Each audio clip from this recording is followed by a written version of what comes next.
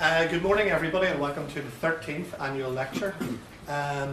It's probably one or two people in the audience know that I passed a date of significance this week. I passed the 50th. 13. I had to go and ask Christine. I said, hey, 13, so the years are ticking by. But it's a real pleasure, a genuine pleasure to introduce to you our speaker this morning. A native of Castlebar, Mayo. Did you get that, Jack? We've a Mayo man for you. Jack's a Mayo man. Who came through NUI Galway, what I still call UCG, old enough to do that. But he's very good and interesting, I think, as a university lecturer. We were just saying this over here, because for 15 years, a school teacher in James's Street in inner North Dublin. So don't be mucking about, you'll sort it out. don't want any nonsense out of you.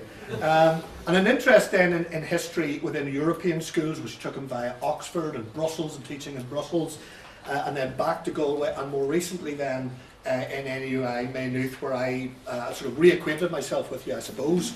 A very generous scholar, and I really mean that, because where I came into contact with him was in some work in just dabbling, I guess, in supervision with one or two master's students and particularly PhD students.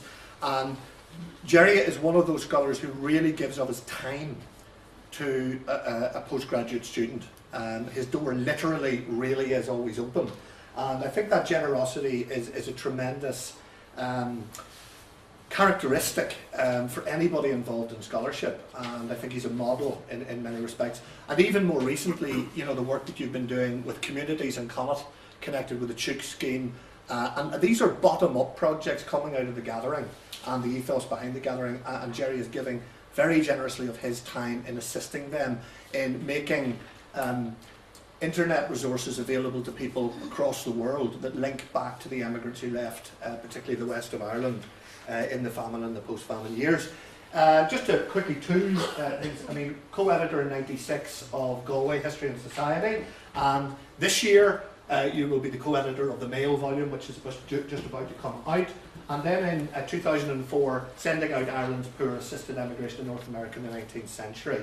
And today, Gerry is going to address us on the title, The Irish Poor Law and Assisted Emigration During the Great Famine. Gerry Moron.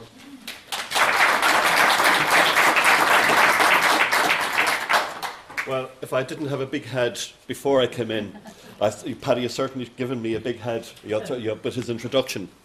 And I must say, it is a great honour and a privilege to be here in the Ulster American Folk Park, because it is one of the heritage centres, I think, that offers so much, especially in relation to the whole concept of immigration and migration. And this was very much borne out yesterday when I was walking through the folk park. And when you think of the families, the different families which are catered for, whether you're talking about the Hughes family or the Mellon family or the Rogan family or so on. And it leads you to the point that even though there are 8 million people who emigrate from Ireland in the 19th century, these really are 8 million different stories. Because the experience, the reasons why they leave, what happens to them in the different destinations that they go to, they're not homogenous. The feelings and the psychology and the philosophy behind immigration are all different for every individual. And it can be seen as well in terms of the immigration before the famine is very different from the immigration that occurs during the famine, or the immigration that Paddy mentioned there of the 1880s from the west of Ireland. But the magnitude of the exodus has just been so great that for a long time Irish historians have stood back because of the enormity. And we have tended largely to look at it from a national perspective, not forgetting that there are micro-studies there that need to be looked at for reasons for their own particular merits. And David Fitzpatrick, back in 1980, made this point. He said that the big problem with the Irish immigration, we're looking at it from a global perspective, forgetting that there are important regional features that need to be looked at and need to be assessed in terms of what the immigration is all about. But in more recent years, this has begun to change. And it's largely due to the efforts of here in the Ulster American Folk Park, and also what has been happening down in Cork with the Migration Centre of Pierce McHenry, that we are beginning to look at the different forms of immigration. And one of these is in relation to assisted immigration. While 8 million people immigrate, the vast majority of them are assisted in some way or other. The process that you see in the 18th century and the 19th century, up to the time of the famine, is very often where the prepaid passages are sent back by friends and relations. But immigration through the prepaid process was not available to everybody. You have a large component who are very poor, who do not have the resources, who do not have the contacts in order to be able to leave. And these are the immigrants that I have addressed in the book Sending Out Ireland's Poor. I estimate you're talking about maybe 500,000 in the 19th century that are sent out by philanthropists such as James Hack-Tuke or Ver Foster, or the landlords, and there may be anything up to about 100,000 that are sent out by landlords between 1838 and 1860. But the other institution that was very much involved in immigration was the Poor Law. And between 1838 and 1890, officially 67,000 immigrants have their passage paid either fully or partially by the workhouse system. In 1838, the Poor Law system came into operation based on the system that had been introduced into Britain, into England and Wales 4 years previously. It was largely the first attempt to provide a system under which to deal with local poverty and destitution. Now, while its principal function was to cater for the needs of the poor, over time, the functions that it had to carry out were extended. For example, in terms of the provision of fever hospitals, also the provision of outdoor relief. But one of the functions it was also given from a very early stage, but which by 1845 becomes more important, is that of assisting immigrants to leave. When it was introduced, sorry, it's not as sharp as it should be. There was 130 Poor Law unions established throughout the country. In the early 1850s, this was increased to 162. But with the Poor Law, from a very early stage it was suggested that some form of immigration should be put in place in order that paupers would not remain as long-term inmates within the workhouses. Now, part of the reason for this, in the 1840s, it was estimated that the average cost of keeping an inmate in the workhouse was £5. At the same time, you could send off one of these paupers to Canada for less than £5. So for a one-off payment, you could get rid of your long-term problem. Otherwise, they may have been there, they may remain for 20, 25 years, as was the case when you come into the late 1850s and early 1860s. But even the architect of the Poor Law system, George Nichols, suggested that some form of assisted immigration be incorporated into the Poor Law, with the expense being shared by the Poor Law unions, but also by the country that they were going to. The argument that he put forward was that if the Poor Law, in conjunction with the government, they would be getting rid of the surplus population in the workhouses.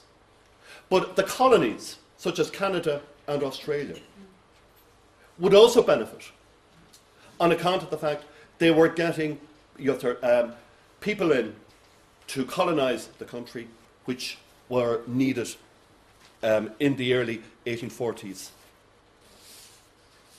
However, this process was rejected by the poor law unions themselves, largely because of cost. And the only immigration provision that is in existence in the early 1840s was a clause permitting the boards of guardians, subject to the sanction of a special meeting of the ratepayers, to levy an emigration rate. And the only people that would be assisted to leave were those who had been resident for at least 3 months. There was much disappointment in the early stages that the poor law was not enabled to provide large-scale pauper immigration. This was largely because in the 1820s and 1830s, there had been a whole series of parliamentary commissions which had suggested that assisted immigration would be one of the ways of getting rid of the destitute population within the country.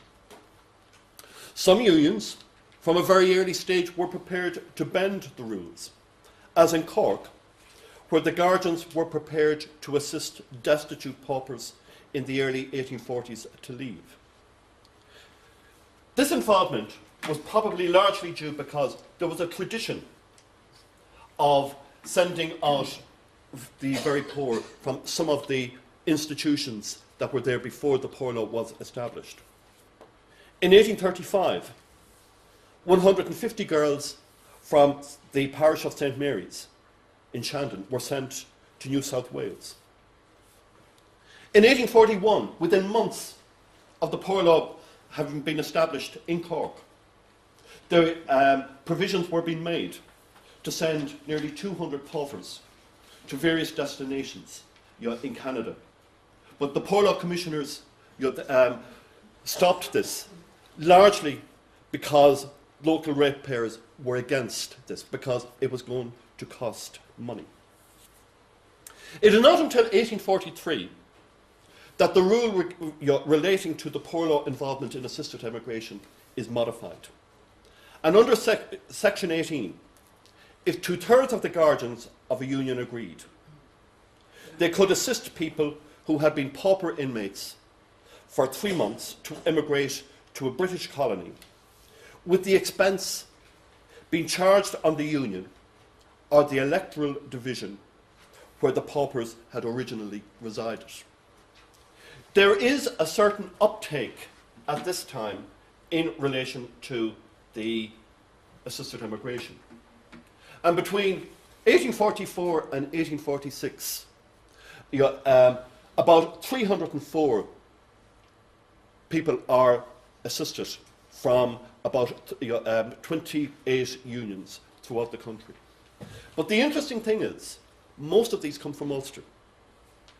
So if you look here, you get some semblance of it. The largest group coming from Coleraine, a total of 88. But even with regards to some of the ones in Tyrone, you look at Omagh, you look at Castledurg, Dungannon, sending out ones. But the other interesting point as well is, it's increasing the numbers that are being sent out. 1846. This is at a time when the impact of the famine is beginning to be felt, but also the fact that the unions realise it is one way of getting rid of long-term pauper inmates who might remain in the institution over a long period. But 70% of those who were sent out between 1844 and 1846 come from the poor law unions in Ulster. With the onset of the famine, different ways are now being looked at in order to reduce the numbers inside in the workhouses. And you can see the guardians are beginning to look at these. And here we have a statement in November 1848 from the Kilrush Board of Guardians. We do not hesitate to suggest that every great feature leading to or now exhibited by the present crisis points to an extensive system of immigration as the remedy not only best adopted to relieve the distress, but also to become a means of increasing our empire by declaring by reclaiming to the use of man some of the large uncultivated tracts of our colonies. So what the Guardians are saying here is, here is an opportunity for us to get rid of some of the large numbers who are now inside in the workhouses. But also, what they're saying is to the government, these can be a benefit if we send them to our colonies. So what we're finding is that as the famine increases, that the Poor Law Guardians are looking at ways at reducing the numbers inside in their institutions. But what is interesting as well in this period is that many of the Guardians and many of the officials are not aware of the conditions under which assisted emigration can be handed out.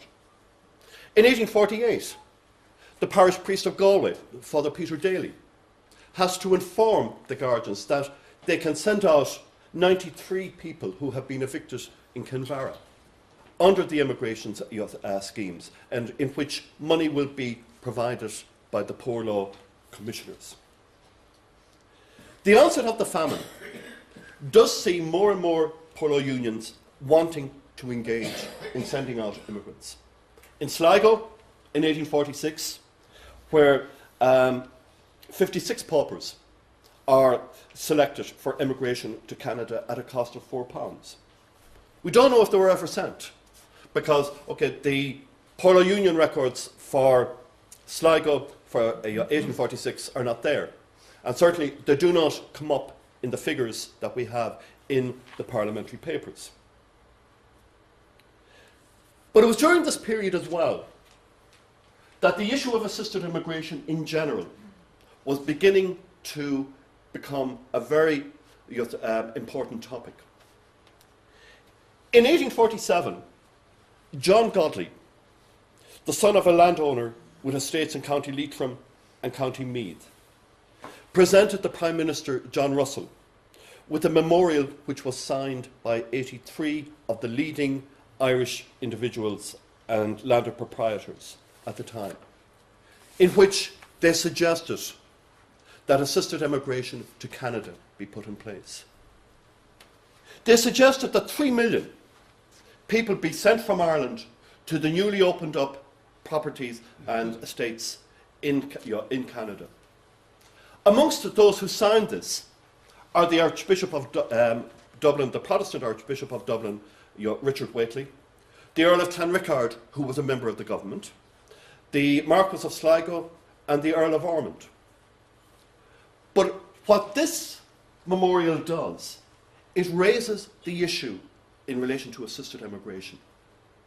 The government form a select committee of the House of Lords of colonisation from Ireland, which is a tremendous resource.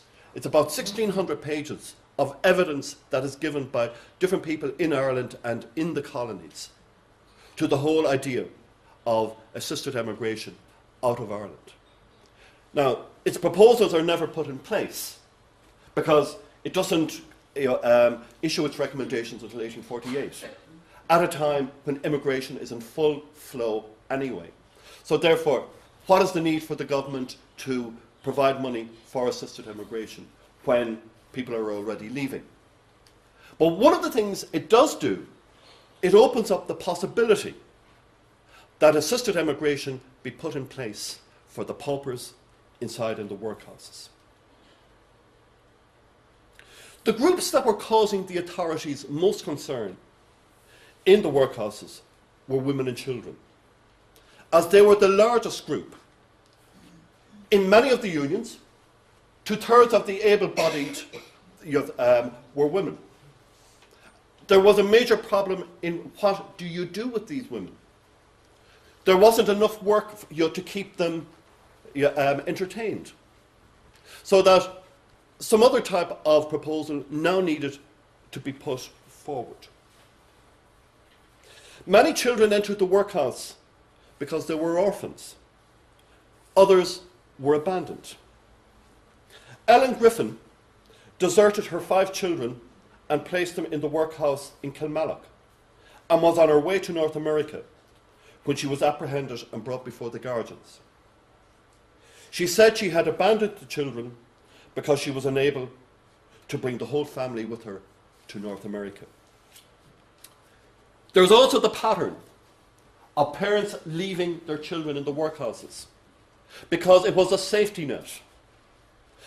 At least they would be provided for in the workhouses rather than left on the outside, especially if the parents or if the father decided that he was going to go to America.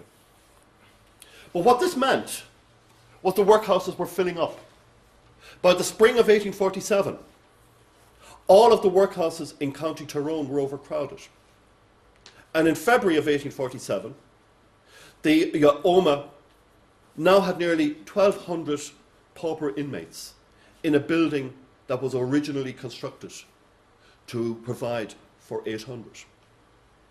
It resulted in the Poor Law Commissioners ordering the guardians in February of 1847 not to take in any further inmates. Many of the women that are entering the workhouses are being described as abandoned, deserted. When you look at the records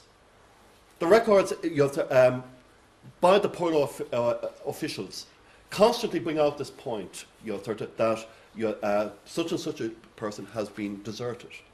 Now, I think this is very much a middle-class interpretation that they have been deserted.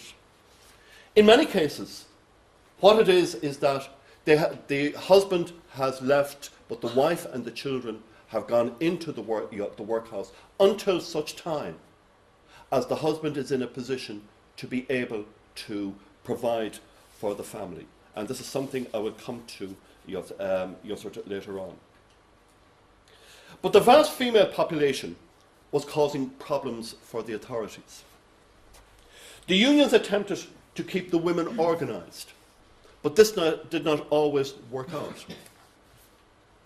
In Galway, the women were employed making fishing nets, but the absence of work was a major problem. And what this leads to is a whole series of riots and insubordination in the workhouses.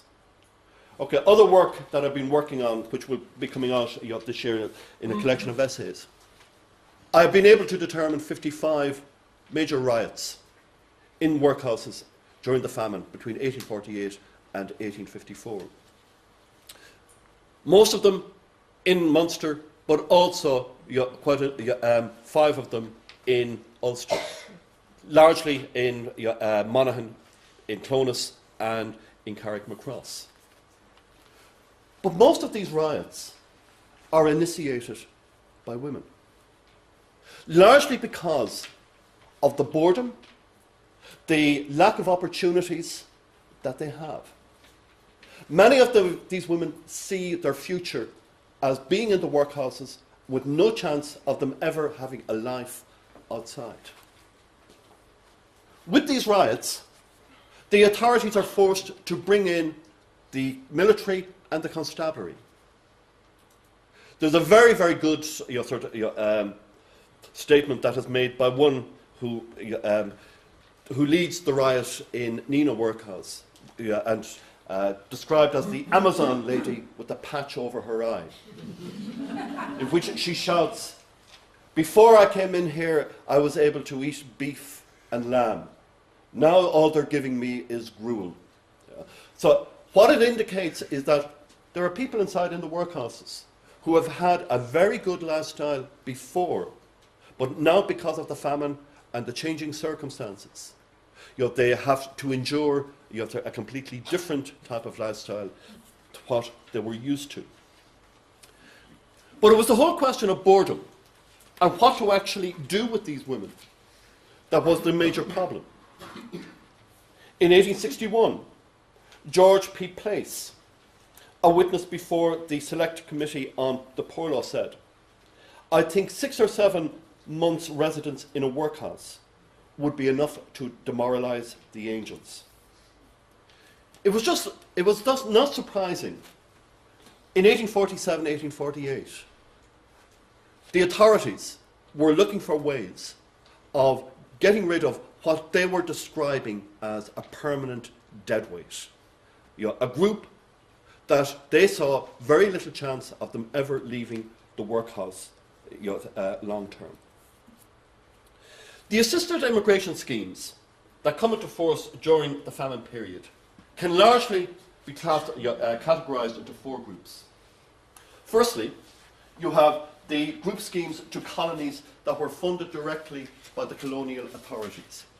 The most significant of these, of course, is the female orphan scheme to Australia, which results in about 4,175 girls being sent to Australia. Now, part of the reason why they are sent to Australia is the evidence that is given before the Select Committee in 1847, where Lieutenant Henry suggests that women in the Irish workhouses, they should be sent to Australia. Now, the reason why Australia was looking for female workers was a gender imbalance. You had 8 men for every woman. So they were seen as a way of helping to populate and propagate the populations in Australia. And I'll come back to this again. The second one is those financed by the poor law unions themselves, which is largely to Canada in the 1850s. And we're talking about in the region of nearly 20,000 that are sent to Canada between 1849 and 1860. Schemes in association with landlords, and as with the Marquess of Lansdowne in South Kerry and in the Kenmare workhouse, or the Marquess of Bath in Carrick-on-Cross. And really what these were was the landlords handing over responsibility for the payment of sending out their tenants to the poor law unions. And the poor law unions being left with very little choice but to help send these to Canada and to the United States.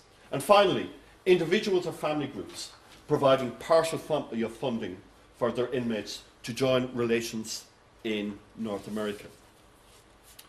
But the female orphan scheme was initiated in 1848. Initially, the Australian authorities wanted the inmates to come from the workhouses in England and Wales. But there was a very little uptake by the female paupers in England and Wales. And part of the reason was it was looked upon as a penal colony. And, okay, the paupers did not want to be going out to a penal colony where they knew very little about. And it was due to the urgings and promptings of Lord Grey and other government ministers that it was decided to try and introduce the schemes into Ireland. And the first circular goes round in February of 1848. And within weeks, the poor law unions throughout the country are selecting females to be sent to Australia. Now, there were certain guidelines laid down. They had to be between 14 and 18 years of age. The idea being, if they were between 14 and 18, they would settle in much better. Also, they had to have shown that they had been of good character while they were in the workhouses. They also had to be resident within the workhouse for at least a year. By May of 1848, it was quite clear the uptake was very, very high. And it was decided that the first group were going to be sent out from the workhouses in Ulster. Now, while it's not actually indicated why, but I think the reason why that it was decided to send them out on the Earl Grey from the 10 workhouses in Ulster, many of them from Tyrone, was on account of the fact that many of them would not be Catholics and would probably integrate much better in Australia. Because when it was first suggested that Irish paupers be sent to Australia in 1848, there was a certain level of opposition within Australia because of the experiences they had in the 1830s and early 1840s with groups that had been sent out, sort of from foundling homes, etc., from Ireland. And it took quite a lot of persuasion by the authorities to get the Australians to agree to take Irish paupers from the workhouses. The procedures that were put in place was that the poor law unions decided on a list. It then resulted in Lieutenant Henry coming to inspect the list. He made the final decisions as to who was going to be sent. They then went through a medical procedure to make sure that they were healthy. And then they were sent off to Plymouth. The ones from the different workhouses, they met at Plymouth and then they headed off to Australia. Now, initially, with the Earl Grey that was sent out, you find that there's a certain scepticism when they arrive. Some of these are from Tyrone unions. Okay, for example, you had 31 girls sent out from Dungannon, and a group from Cookstown, including Mary Black, who was a 16-year-old from Ballyrea, and the sisters Margaret and Anne Best from Sheridan, who were aged 19 and 17 respectively. So you get some idea as to who has been sent out. Now the other thing is, they're all not paupers. When you look at the records which the Australians have, they provide that in some cases that there was one parent still alive. But what we see to an extent then is that the poor law authorities were sending out individuals on account of the fact they wanted to get rid of those who could be a long-term burden. But overall, 4,175 were sent. Now, amongst the highest groups are Enniskillen with 107. But what we see is while there are clusters from the Tyrone poor law unions, they're not as high as many of the others, such as Skibbereen is a very good example, where about 130 girls.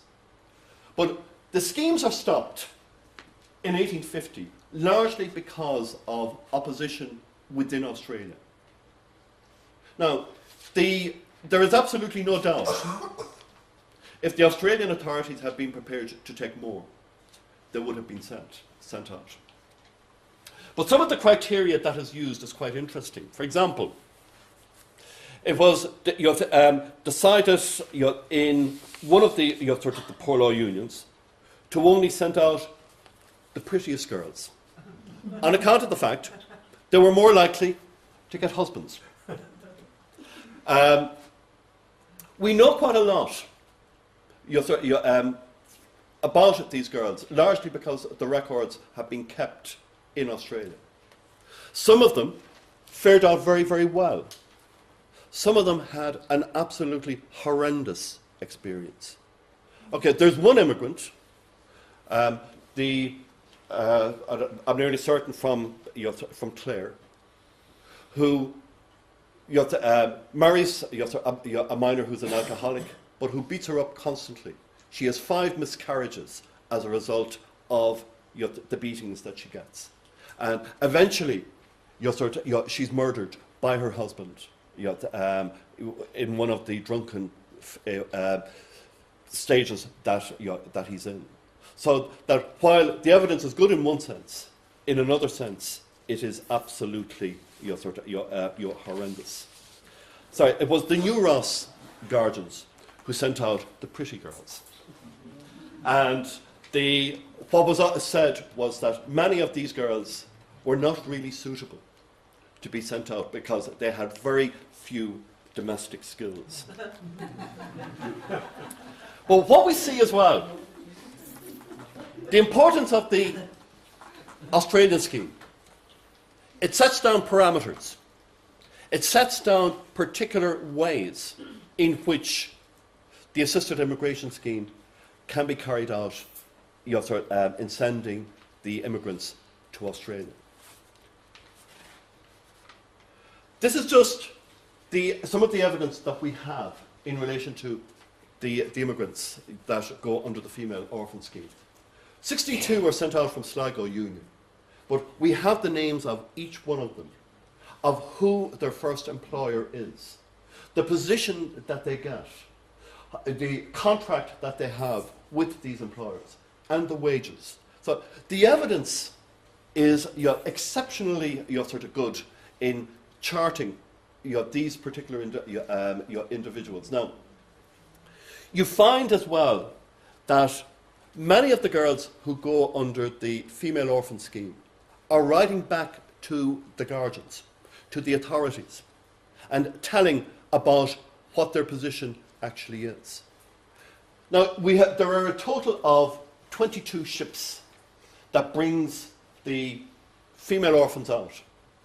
But 2 of these go to the Cape Colony from the Wexford and New Ross sort of unions. The other 20, 13 of them go to Sydney. 4 of them go to Port Phillip, and 3 of them end up in Adelaide. But by 1849, the female orphan schemes are now seen as one of the ways in which the surplus and the permanent deadweight population can be sent out. It succeeded in removing large numbers of pauper females, but it also set the standards for the subsequent schemes from 1849 to 1860 to Canada. By the early 50s, the numbers inside in the workhouses are still at an astronomical level. I'll give you a context. In June of 1850, this is when the female orphan schemes had just finished, there are still 265,000 pauper inmates in the workhouses in Ireland. In other words, just over 4% of the population of Ireland are living inside in workhouses. So you can see why the authorities are now looking at other areas that these immigrants can be seen or can be sent to.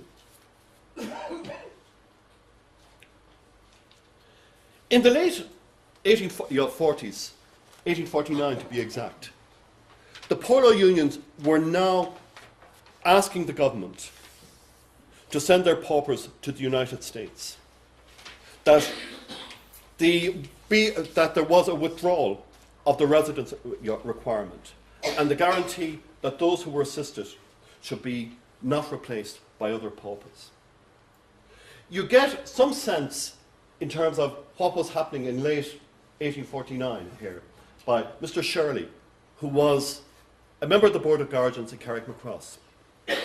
But he also is the agent on the Bath estate. And in which he says, it was the opinion of eminent men that the poor law would not be properly carried out unless it was coupled with emigration. The paupers in union workhouses could not at all times be made supporting. In their house, there was no room for working because it was too crowded. So you can see that there are sections of the poor law guardians now pushing the agenda in relation to sending out immigrants to North America. The argument that was being put forward was that the cost to the poor law unions was so excessive that the rates that were coming in were not actually paying for the upkeep of the poor law unions. The argument is put forward again. It's costing £5 per person to keep the pauper in the workhouse. Whereas, if you spent £5 in sending them to Canada, you would be rid of them once and for all. It resulted in, between August of 1849 and March of 1851, 2,500 of the immigrants being sent out. You get some sense, and these are the main years for the assisted immigration, between 1849 and 1854, that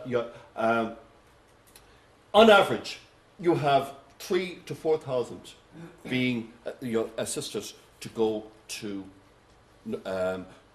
Canada. The first groups that are sent out tend to be sent out in large numbers, and it results in people suddenly wanting to leave because under what is known as, very often, the free immigration or the assisted immigration schemes. Kilrush Union in 1852 sends out 430 girls, and almost immediately girls are leaving employment in Kilrush and looking for entry into the workhouse, in the hope that the following year that they would be sent out under the next lot. A similar situation occurs in Ennis. And it gets to a stage where the master in the workhouse is being told under no circumstances are single women to be admitted. If they are to be admitted, what is to be done is they have to go working on the capsule mill. This would be a deterrent to ensure that they didn't bother leaving. But you also have incidents where girls are prepared to tell lies in order to get on the ships. Mary Knight, who was a pauper inside in South Dublin Union, swears that she is an orphan and has no other dependents. She is sent out to Canada. 4 years later, she is looking to have her son, Richard MacDonald, who happens to be in the workhouse, sent out to join her. Now, how come it was never detected that they're in the one institution that she had a son? Because she must have come into the workhouse with the son. From an early stage, the unions put in place structures for sending out the paupers to North America. The experience with the Australian immigration had given them valuable experience. Committees were set up, which included the master and the matron, the medical officer, in order to find out who were the most suitable people to be sent out. Tenders were then sought from shipping agents for conveying the paupers to North America. Many unions sent out a chaperone with the girls as they were leaving, to ensure that they were properly looked after on the journey, but also to ensure that when they reached there, that they were handed over to the Canadian officials. The Canadian immigration agent in Quebec, A.C. Buchanan, was prepared to work in unison with the different poor law unions, provided that they made contact with him. And this can be seen in terms of poor law unions in the southwest of the country. One of the inspectors there was a guy by the name of R.A. Buchanan, and R.A. Duncan, who worked in very close cooperation with Buchanan to send out in the region of about 4,000 girls from the unions in the southwest. There were certain criteria that the Canadians wanted. They wanted girls aged between 14 and 18.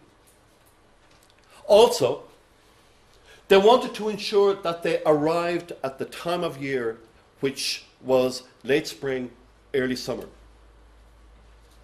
The rationale for this, the chances of them being able to get employment was much greater than if they were sent out and arrived in Canada in late September and October.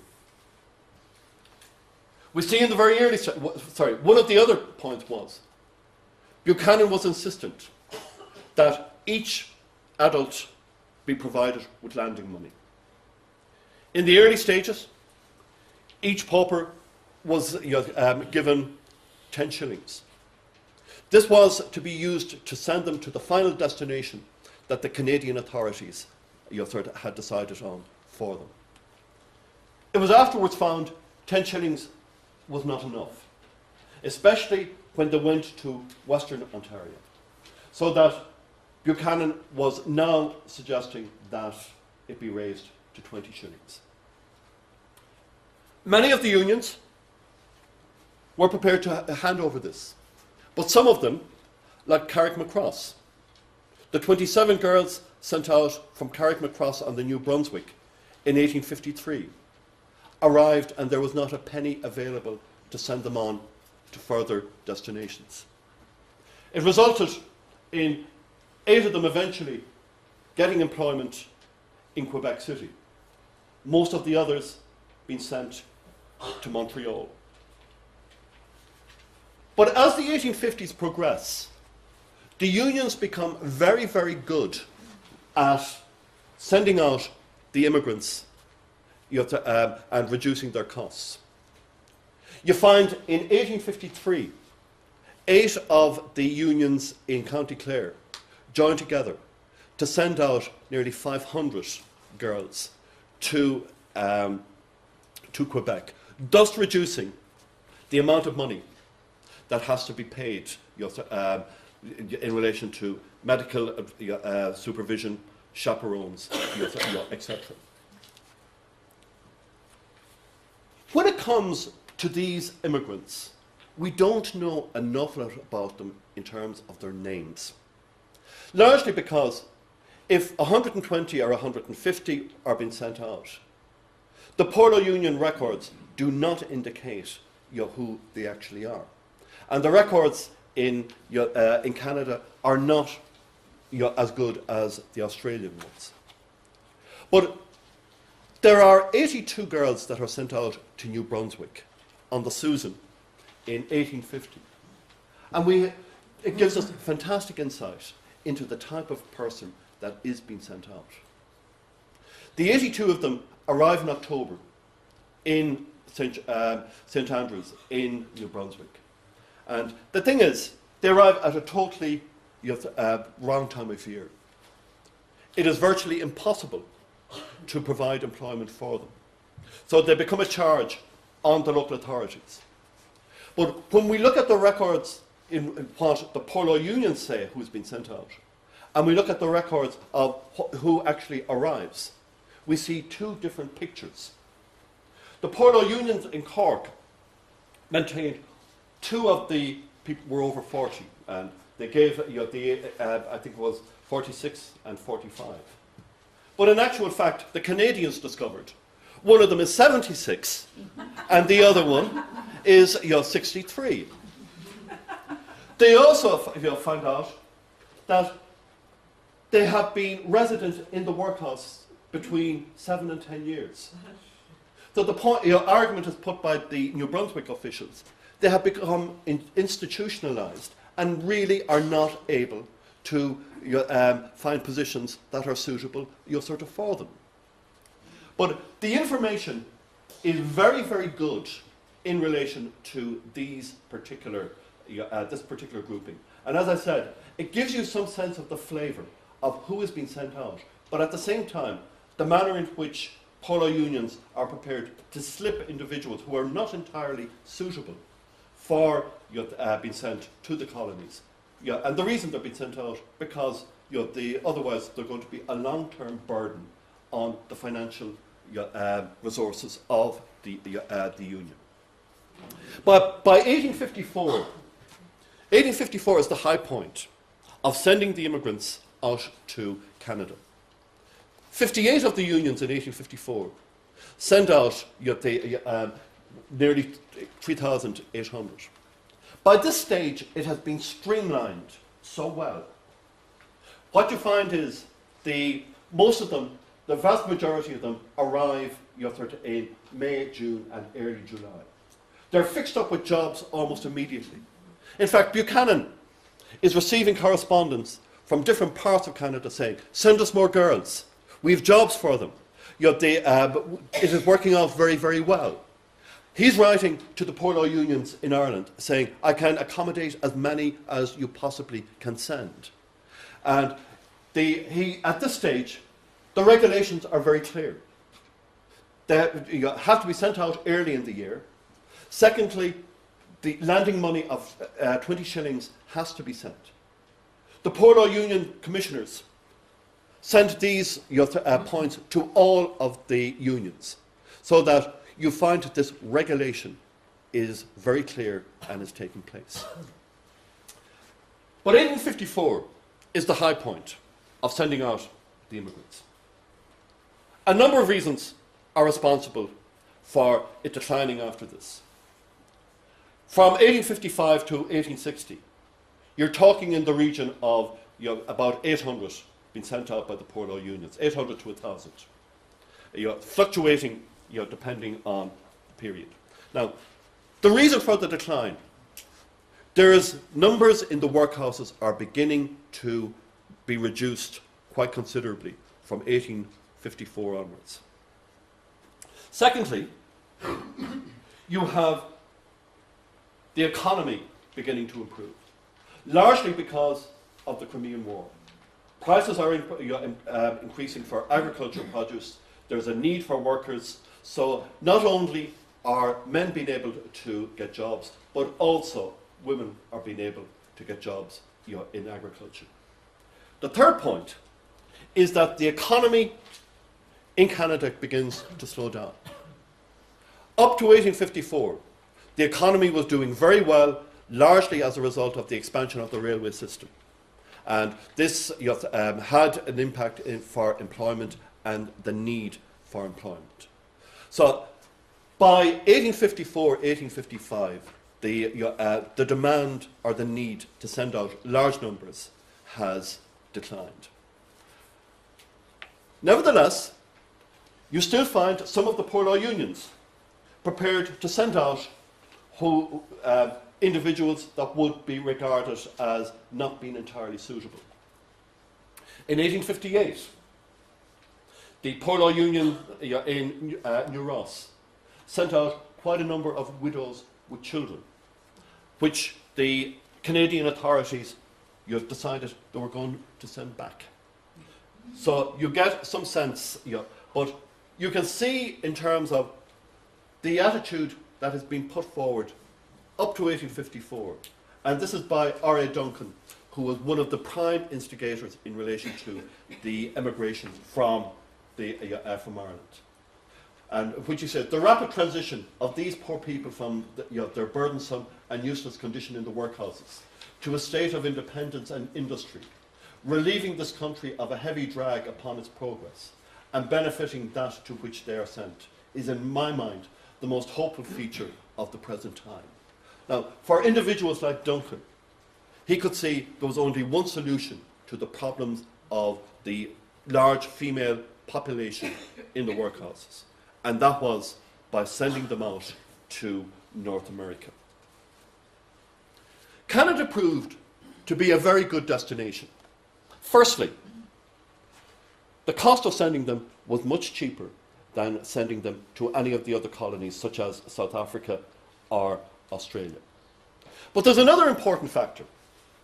In 1850, the opposition to the Canadian immigrants had largely been due to the fact that many of them were Catholic that were being sent out. But in Canada, by sending them in particular to Quebec, there was not the same level of hostility to the to Irish paupers as had previously been the case. How was it financed? The large numbers that are sent out in 1854, it is the money that remains from the Rate and Aid grant. This was money that had been collected in the late 1840s to help the poorest poor law unions overcome their financial difficulties. about £10,000 remained, and this was used in 1854 to help polo unions, in particular from Donegal right down to Cork, to help them send out their immigrants. The third group that are sent out, they are those sent out by the landlords in conjunction with the polo unions. There are two in particular areas where this occurs, and this is Carrickmacross in County Monaghan and Kenmare down in County Kerry. The numbers that are sent out are quite substantial. From the Lansdowne estate, you're talking in the region of about 3,000 that are sent out. From the Carrickmacross and Bath estate, what Paddy Duffy indicates is that you're talking about in the region of about 2,000. So it is quite substantial. But just one other little story that I have to tell you about, and that is the fact that we don't know that much about who actually leaves from the polo unions. It can be seen in terms of from Naas Polo Union in 1853. About 350 girls are sent out. But in 1854, there's only 6 people sent out. And we have the names. There are a family by the names of Murtha who were sent to Quebec, partly paid by the Polo Union, partly paid by two landlords. These are the ancestors of Rosie O'Donnell, the chat show host in the United States. But we can also look at, in terms of some of the Canadians, or some of the Australians. 2 of the descendants of the Australians who were sent out, from girls that were sent out. One is Kevin Rudd, the former Prime Minister of Australia. The other one is the playwright, novelist Thomas Keneally. So you can see, in terms of the engagement and engaging with the ancestors, and which is something I know that Paddy and Brian and the centre here is very keen on, and it's something in relation to what I'm working on with the west of Ireland, we're very keen on as well, is engaging with the descendants, whether they're famous or whether they are not. But the final group that are sent out, these are largely those who have been left in the workhouses in the late 1840s, whereas the male family member goes off in search of work. In some cases, they're not able to make contact. And the reason they're not able to make contact, they have died either on the way over, died at Groseal, or died just after landing in North America. But it's quite interesting to see the large numbers who do make contact, where money is sent back to pay the passage fare of the wife and the children that are heading for North America. There is one particular incident where if I can just find her name,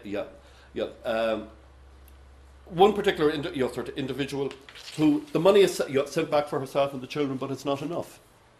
And when the polo guardians refuse to pay the additional amount of money to send them out, she refuses to leave. And so it's a game of bluff. And in the end, she gets the additional money in order to be able to bring herself and the 4 children to Canada. Another one of these is a girl by the name of Eileen Fearick, who is in Clamorris workhouse. And her father has left her in there when she's 10 years of age. 5 years later, the money is sent back for her to join him in the United States. Okay, I'm conscious that, that of the amount of time that you're talking on this. But what we have to realise is that the poor law were a very important instrument in relation to the whole assisted emigration process. What I've put up here are the main poor law unions in Ireland and in Ulster that send out people. Okay, if you look, Baltinglass nearly 1,000 are sent out over a 3-year period. You have sort of Cork, Newcastle, New Ross, etc. But one of the interesting aspects is that none of the Ulster Polo unions send out as many, the exception largely being Gerry. And I think part of the reason for that is that the numbers inside in the workhouses in Ulster, including Tyrone, sort of come down that much quicker in Ulster than in the other parts of the country. But you get some sense of the numbers that are actually involved. If you want to put it on a micro level, here's from Limerick Workhouse. Between 1848 and 1860, it assists 750 of its inmates in one form or another to go abroad. Under the female orphan scheme, you have 74. The group scheme to Canada, largely in 1854, 480. So, but if you look then at Cork, Cork sends out over 1,200 of its inmates under assisted emigration schemes. So we can see that the numbers are quite substantial in many of the unions. But the Polo continued to play an important role in assisting paupers to emigrate from the workhouses throughout the second half of the 19th century. Over a 41-year period, 67,376 are assisted, 43,000 of whom are inmates in the institutions themselves. However, the main period of assisted emigration is in the 1850s, during the famine, when you're talking about nearly 24,000 who leave. Emigration from the Polo unions was regarded by the authorities as an economic necessity, getting rid of what they described as a permanent deadweight. It was an important component in reducing the costs and the manner in which the Polo unions tried to finance their particular activities. What must be remembered, and it is the point that I started off with, is that immigration takes many forms. But here we have a sizable community, 24,000 in the 1850s, that we know virtually nothing about.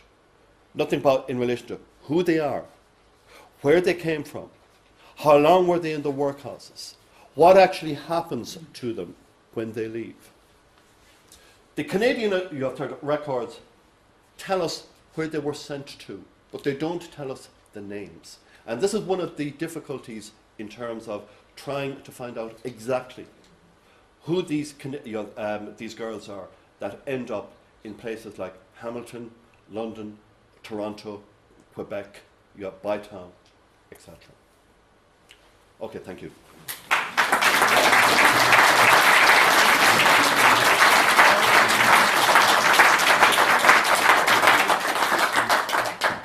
Thank you very much indeed, Gerry. Can I just make, my publisher will kill me. But Sending Out Ireland's Poor has been reprinted as a paperback. Paperback, now available, paperback. And is now available. Just two sources, Four Courts Press itself, which there is a discount if you order online, but also Kenny's in Galway, who would absolutely kill me if I didn't mention their names. It's also available at a discount from them as well online. Thanks, Gerry. I mean, thank you for the lecture, because again, I think the challenge always is to attempt to explain the systems and the administration and the statistics, but also to colour it as best one can from the evidence that's left to us with personalities and individuals, and I think you did that very skillfully. I'll flip it straight to the audience. We have about 15 minutes. Any comments or questions for Gerry? Hugh? Is there any evidence with the emigration to Canada of certain shipping lines being favoured because the Buchanans themselves would have had connections with particular shipping lines? No, undoubtedly there is. But what happens as well is the Polo unions want to send them out as cheaply as possible, and they're usually sent out to a shipping agent. And for example, the Miley shipping agent in Dublin, Gibson in Ennis, they're spot in Limerick. There's about 5 or 6 of them, and these are the ones that are constantly used. But but there does seem to be a certain favouritism in terms of some of the ships. There are negative comments made in relation to some that are sent out. Others seem to have no comment whatever made on, on them, which gives me the impression that there is a certain amount of favouritism being put on in relation to some of the shipping companies that are sending them out. Certainly the Buchanan name will be one which will have resonance for these in this audience. Yep. In your terminology, in that you're sending out and getting rid of, from the poor law point of view, what about the people themselves working out? Is there anything to suggest that they were against, or they were forced to go? Yes, there is undoubtedly, while it says that these are voluntary, I have no doubt in my mind, when you read through the evidence, and the thing that we always say when you're looking at sources, it's not the answers you get, it's the questions you ask. And when that there is a certain level of pushing certain individuals. Now, especially if a girl is there and who's with 18, 19, has been there for 5, 6 years, with both her parents are dead. There's no way that she's going to be brought back and reintroduced into the community outside. So there does appear to be certain levels of pushing individuals like that. But having said that, there's also no doubt an indicator that there are so many of these who want to leave, because for a number of reasons. Firstly, there's very few opportunities for them outside. Here is secondly, the fact that they have been in the workhouse and a stigma associated with the workhouse. But at least by going to Canada, you're getting rid of that stigma over there. As I mentioned as well, we have the evidence from the Kilrush Boards of Guardians, where people are actually coming in an attempt to become inmates so they can be sent out in the next shipping. And Kieran O'Murphy's book as well indicates this in relation to Ennis. So that while many of them see it as a great opportunity, there are those who are forced out. Now, the other thing I need to say as well is, whereas there is evidence in relation to the female orphan scheme of and the girls writing back to the Board of Guardians, expressing their gratitude for having been sent out and the new lives that they can now lead.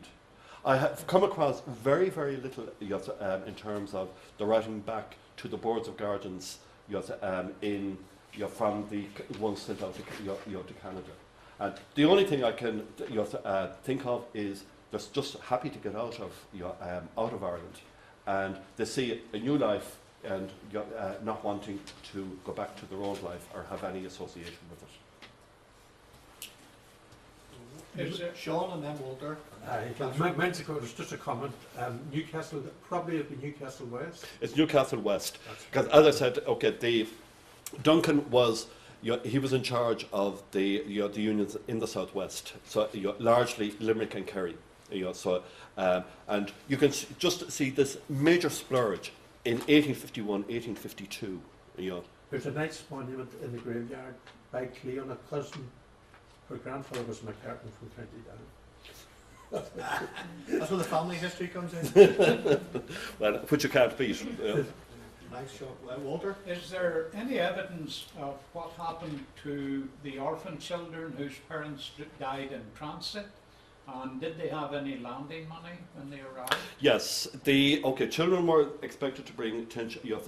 When it went up to 20 shillings for the adult, the recommendation was that 10 shillings per child. And what you often sometimes find is they group the children together and classify them as with there are 20 adults and in brackets children. So. And the amount would say 20 pounds. So that there are 40 children under 14 in those. But the mortality in relation to the ones that are sent out it's less than 1%. It's very, very small. And part of the reason for this is that the whole procedures are so well put together in terms of a surgeon travels with them. They have the chaperone with them. They're examined before they leave by medical people. Because the one thing that the polo unions were informed by Buchanan, if you make a mess of this, you can't send others out. But if you play by the rules, we can take as many as you can send out. And so as a result of that, mortality levels are very, very low. The major problem that does occur is on the issue of ophthalmia. And part of this was a problem with girls before they left, and which had not been detected, and which sort of spreads very rapidly. I'm led to believe with groups that are in very close proximity. But before they left, they had been cleared medically. But obviously, the ophthalmia had been something that had been dormant, and then raises its head on the trip. And there are a couple of instances of girls being classified as blind within a short period after arriving in Canada. So what about disease on board ship? Did that not account for a number of them? Sorry, I don't how disease. The disease on board ship? Or disease. No, largely because when they leave in 1849, 1850. Now, the Canadians had a terrible experience in 1847 with the landlord schemes that were sent out, arriving in absolutely dreadful conditions. For example, the Mahon immigrants who come from Strokestown. So procedures had been put in place in 1848, which were very, very strict. And you find that also they raise the cost of going to the Canadian ports increases in 1848. So you find many of them are not going into Canada in 1849. They're going into Boston. But by 1849, when the first groups, the levels of disease is it's virtually non-existent going into the Canadian ports. It's 1847 is the problem, but they're not being sent out in 1847. It's 1849. This is where my skills as an auctioneer always get criticised, so I'm very incoherent. But I did What do you sell it? bids initially from Catherine, and then Marion and Annie here as our two Amazonian guys in the front. I like that term. And then we'll move from the right. Okay, but if Catherine I first. just wanted to ask, you mentioned and you talked about the riots that happened in the West Indies in the late 1840s, and the military and the police being brought in. Did that make a change for the women? Oh, there is absolutely no doubt in my mind, and this is one of the arguments in this essay which is coming out in May, in the collection of essays in the Festschrift. But when you look at the decline in riots, they virtually finish in 1854, and this is the period when the vast majority of the girls have been sent out. Virtually all of the riots that I have in my database, it's women that riot.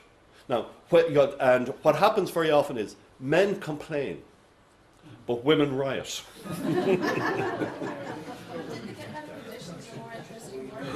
Did it have an effect? No, but I think it's just the level of boredom. You think if you're getting up at 7 o'clock in the morning, and you're sitting in the one place until 7 o'clock at night, and you're doing this day in, day out. It's no wonder. And the evidence, from many of the people who work in the workhouses in this particular period, points, they're constantly saying, the reason we have insubordination is because they have nothing to do. And it's put forward then, the fact they have nothing to do, if we can send them out, it'd be a major benefit. But they didn't invent a new programme of work? No, they didn't. But largely because the amount of work. See, the other thing about the Poor Law was they could not compete with labour on the outside. So they were quite restricted in what they could actually do. So the jobs that women had was making the food, looking after children. Now, there is a major conference on the workhouse in Ireland taking place in Portumna Workhouse on the 17th to the 18th of May, in which there's a large list of international speakers and Irish speakers, including myself, going to be talking at that, in which I will be talking about rioting and insubordination in the workhouse. Vincent, Vincent, you there? There's been a lot of concentration on assisted female emigration, and I'm just wondering about the proportion. There is a certain male, Yeah. But I'm just thinking about the outlets, and maybe that's about you, in terms of young males, and the fact that a very large proportion of the British Army was drawn from Ireland. And was that one of the things that, I mean, yes, you mentioned the many of them are sent off to join the British Army, or indeed the Navy. It's just there's evidence from Ballinasloe of the males being sent sent to the army. But the other thing as well is I've come across the 400 males that are sent from Cork in the early 1850s to the building of the Panama Railway. And the experience that they have is just horrendous. On account of the, they virtually all die within the first 12 months because the climatic conditions, they're not able to endure it. And 2 or 3 are brought back all right to give evidence at a parliamentary inquiry. Joanne and Brian, and I think then I'll have to pull the shutters down. Did you want a question, Brian? If there's time. Yeah, right, okay. Joanne, do it. If there's nobody Gerry, else. thank you for a really interesting talk. And of course, I know your work, and of course the Canadian thing is particularly interesting to me. I have a bit of hesitation just about sometimes how people's fates, particularly women and child migration to Canada, is portrayed. And because Canada, I mean, a lot of people imagine that 19th century Canada was classless. It never was classless. It was entirely as classed, I think, as the old world, and remained so until at least 1930s. Probably really the Second World War was when that kind of broke down. Certainly, looking at the child migration, which Canada ends in 1930, and also the women that went out. Canada seems to have had this tension where we try and we want family migration schemes, but then we have these sort of alternating with these kind of young people, either children on their own or, and they don't really like that, but they end up, for example, in the 1920s, the teens in the 1920s, very much back into a single person and child migration schemes. And it seems to me that the people that go out, the women, maybe, I don't know that as much about the men, to be honest, but the women and the children that go out are scarred for life, a lot of them. They don't do that well because they don't have the family infrastructures, and certainly we know from the child migrants, and of course more recently we know the Australian case because child migration continues to 67 there, that a lot of those children went out practically as slave labour. I mean, they don't call it that, but I interviewed people who had gone out in the 1920s as children, and they really did not set them up well for life, and there was a stigma attached to that. So I think I suppose what I want to say is there needs to be a lot more research, and I think this is where you're coming into it with what happens to these people, who they are, what happens to them at the other end. But it is one of the problems, Joanne, that we have is the evidence is not as good. The best evidence, as I said, there was on the Susan with the 82 from Cork. That gives us so much information. Which I really haven't looked at in the detail that I should have when I was sending out Ireland It was pretty women, right through from the Imperial Colonist, the little newspaper. Constantly, women from Toronto, patrons from Toronto, are complaining about the female servants coming out from the British Isles. And by the way, they hate Catholics the most. This is one of the things that comes over. Very unreliable, very, But there's a great. They're absconding as soon as they can get away from domestic labour because it's dreadful. But there's a great statement that is made about the girls who go to Canada. That one official says they're about as good at domestic service as getting a bear to dance a polka on its tail. And it more or less sums up what you're saying. But But I think, okay, one of the reasons why these women don't write back is on account of, okay, as you said, it's a slave labour that that they have basically encountered, because they're different to the immigrants who go to Australia under the female orphan scheme. They're going because they're primarily needed as wives, whereas the females who go to Canada, it's your sort of work. Yeah. And that continues right through to right through to at least 1930. Right. Well, it's really just a question. I think you may have answered it already, Gerry, but following on from Brian Lear's and Joanne's question about when you said the word chaperone, that kind of resonates very much with what's going on at present. I think we've got this child institutional abuse inquiry going on at the moment, and you just wonder about the opportunities for abuse in any kind of institutional system, and what the deep history of this has been going on in very recent times. How far does this go back? And I'm just wondering, what sense do you have, looking at the evidence of, and we must beware of judging our ancestors by our standards today, but in contemporary terms, is your sense that these diverse schemes were being as well regulated as could be reasonably? I think, definitely in terms of, once Buchanan and Duncan become involved, because, the chaperones include, the former matron of the Limerick workhouse, who is given £5 and her passage, to accompany them. Another person is she's involved with one of the mission societies in Dublin, so that there, the chaperones, I don't think you can question, them. But it's interesting the point you're making, Brian, because I agree totally in terms of how there's treated. In 1849, the master of the workhouse in Mellon Workhouse, is brought up for murdering a 12-year-old boy inside in his workhouse. And the levels of problems with many of these officials is just horrendous. The level of alcoholism, where in Milford Workhouse, one of my students, the matron on 3 occasions was brought in because she absconded her responsibilities. There's another indication. 27 girls are killed or die in the auxiliary workhouse in January 1850. This is something hopefully will be in History Ireland that I've done the next while. But they were moved to an auxiliary workhouse which was totally unsuitable, and they being a former corn store, and a cry went out one night, "I can smell fire," and the 400 of them tried to go down the one stairs. The whole thing collapses, and 27 of them suffocate, and about another 60 of them have long-term illnesses. But I think the conditions that are inside there, and the way that the officials act.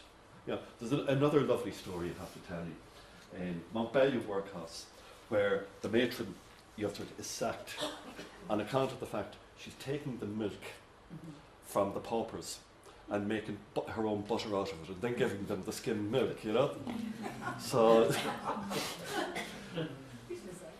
that might be a place to finish. Probably will have to skim milk now. Whenever way the Great Famine is constructed in our heads, a little story like that often throws a light on simple kind of ideas of victims and blame, and I'll just finish by one of the things I always think is interesting, looking at it, I suppose, from somebody whose sort of roots are early modern, is the longer term continuities of this, the deep history, because there is this theory, and I was struck with a comment by Duncan about rapid transition. And the reality was, if you were in the early 17th century in a house of correction, or a bridewell, or a house of industry, throughout the 17th and 18th centuries, that Hogarthian vision of the contrast between transforming somebody from idleness to industry doesn't happen by and large, certainly not as a result of the institutions and the institutionalization that goes on in somewhere like a workhouse, house of correction, whatever you care to call it. And that idea of Duncan, of this rapid transition, is I think more a commentary on what's being done in terms of addressing the dead weight in Ireland. And it's that self-interest and vested interest that boards of guardians and landlords, not exclusively but generally, had in what was happening. But that's just an observation to end up with. But I'd like you to join with me in thanking Gerry for, I think, a really terrific lecture, very informative, very human.